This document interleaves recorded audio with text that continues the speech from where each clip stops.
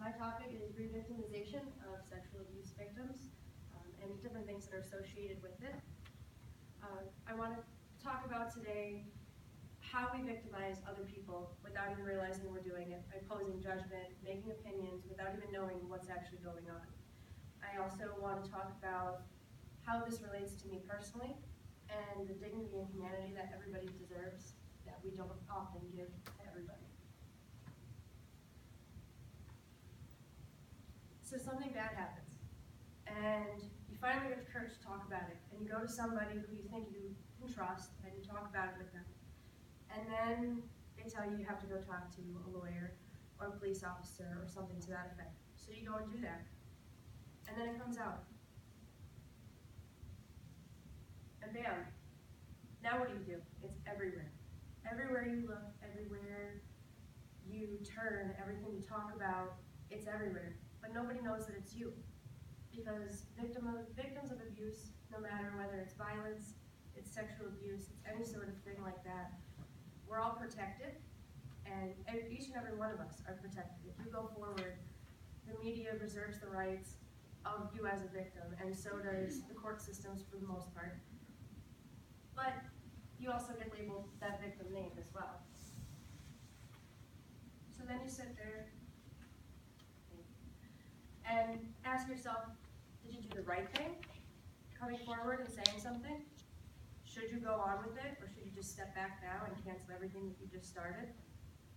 Can you go on physically, mentally, emotionally?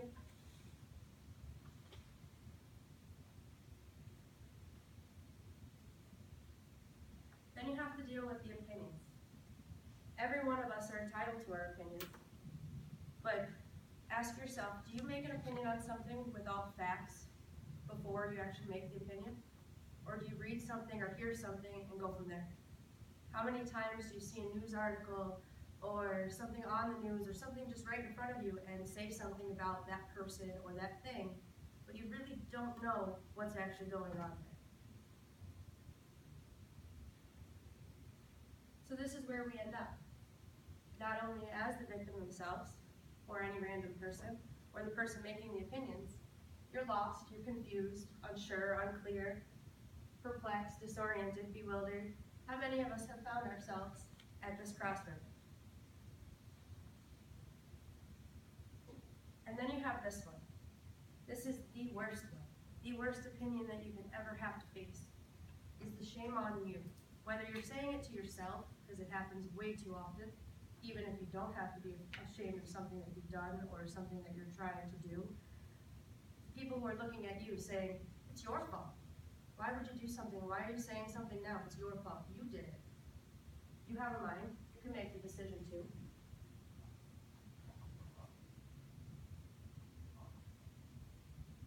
Then you have these wonderful things right here. Here's our media. How often does the media play bias?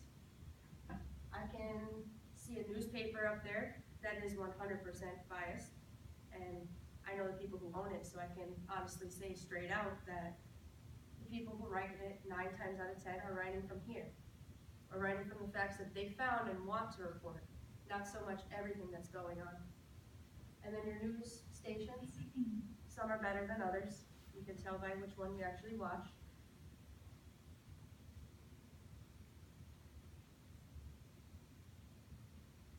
And then you have this label, like I said. This is where my story comes into play. This name sticks with you for the rest of your life, if you let it. More often than not, people let it. I found that this picture, pretty much, it talks for itself. And it says, hello, my name is, and everybody's filled out one of these crazy stickers that we've all had to wear at some point in our life. Whether it's red or blue, I like the red ones better, just saying. And the name victim. Because not only do they protect you by not giving your name out there to the public, but then they label you at the same time. So it's kind of a double-edged sword, regardless of which way you look at it. People can't find you initially, but people talk. And you get labeled with another name.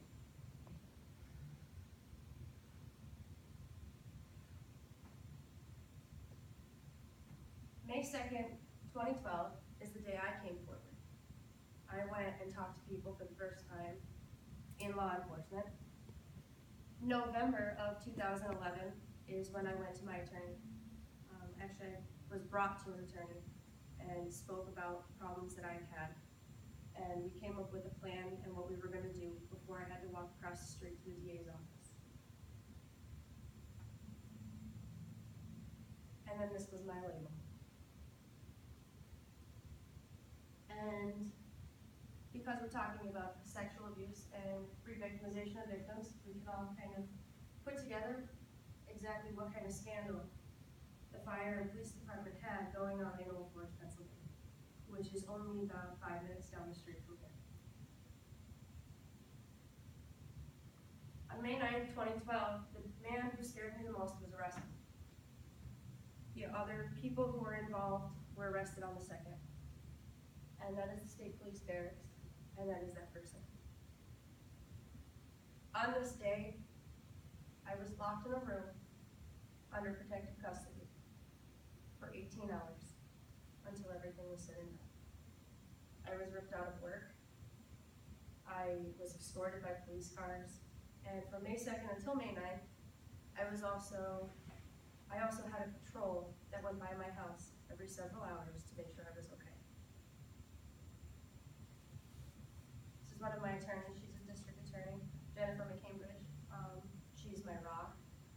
Her partner, Mary Claire Hayes, also was my second attorney, and they're absolutely amazing people. They were my voice, because I wasn't allowed to have one.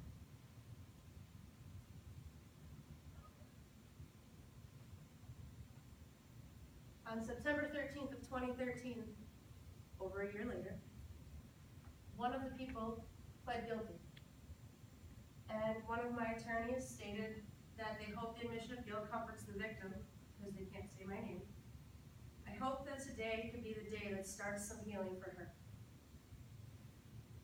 That was 3 years ago. I just want to keep the date out there.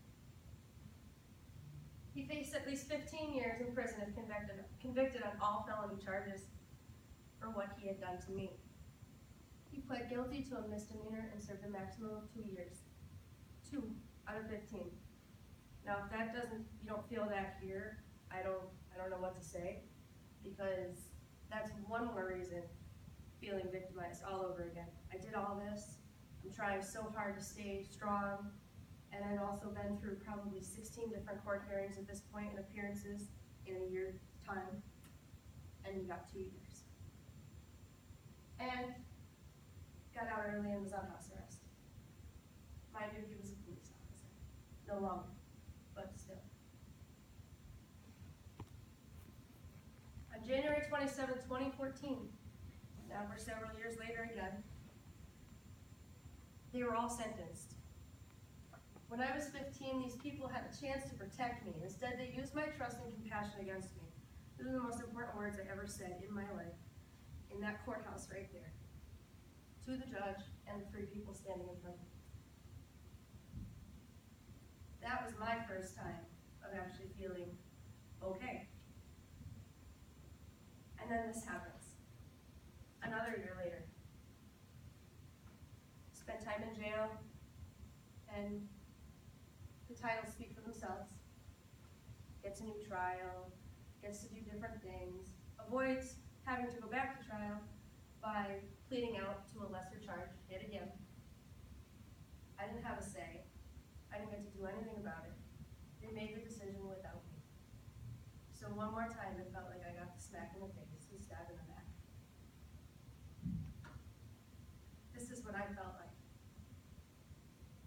every single day for almost 6 years. And this is what I suffer from now. I have post-traumatic stress disorder, something we're trying talking in different groups and whatnot, is calling it post-traumatic stress, because it's not a disorder. We have it, and we can overcome it, but it causes a lot of problems, and you can see all of the different things that can go with it. I'm exhausted from trying to be stronger than I feel. This is something I battle with every single day. And this picture here speaks for itself. There's many days that you just want to curl into a ball and forget about everything. October 2016, this was last month, notified of a new trial date. My civil lawsuit is finally coming forth on January 30th of 2017, and I'm pretty sure that date is pretty clear in everybody's mind because that's our first day of school. My new deposition date, where the attorneys get to attack me for however long they please.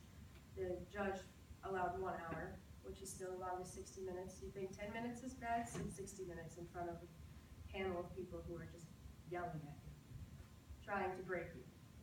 December 8th, which is next week. And I began this journey for justice in 2011. Something we need to remember with everybody is that every person in this room, every person out there deserves dignity. Their rights, their values, their well-being, things that they deserve to have. You want it, do they deserve to have it too if you deserve to have it? We have to take into account the things that we think about and the things that we say. Remember that you need to know the facts before you keep going forward.